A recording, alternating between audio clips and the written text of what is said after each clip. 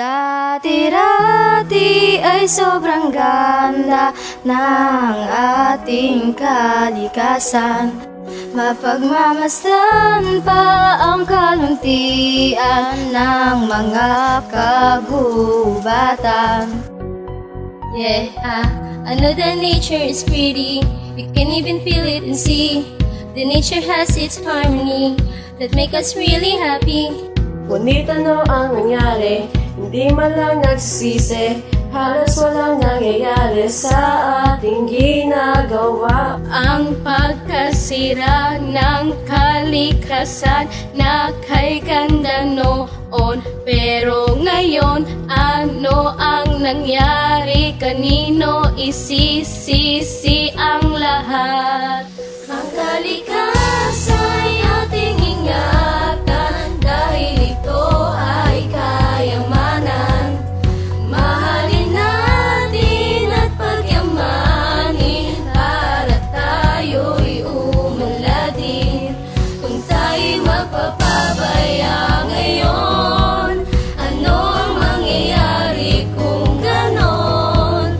Kung tayo'y magbabago na ngayon, ang ating kalikasa'y babangon. Turn your back on tomorrow. Forget the nature as you grow. But as you wake up tomorrow, the beauty's not there anymore.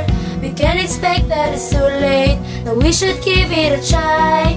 Save our mother nature so there's no fears and no cries. So give it a try and fearless enough to conquer the world for our nature and the next generation will have a pleasant environment.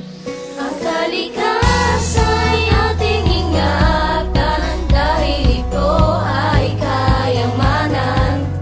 Mahalin natin at pagyamanin para tayo'y umunladin.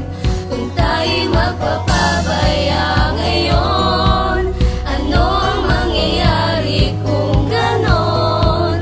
Kung tayo'y magbabago na ngayon, ang ating kalikasa'y babangon. O mahal kong kalikasan, nasa na ang dati mong kinang? Mga ilog na malinis ngayon, iilan na lang. Masyado nang naaabuso, din nyo ba napupuna? Mga may utak naman tayo, kailangan matuto na. Hindi yung puro pansarili na lang ang iniisip. Gumising ka, hindi ka na nananaginip. Ikaw, ako, sila pwede maapektuhan. Totoo lahat ng to, hindi to basta kwento lang. Kaya bago mahulihan lahat, simulan na natin. Para din sa inyo to, hindi lang para sa akin. Tayo rin naman ang makikinabang. Basta sa ibinigay ng Diyos ay matuto ang gumalang. Sama-sama tayo. Kalikasan ay ating ingatan dahil ito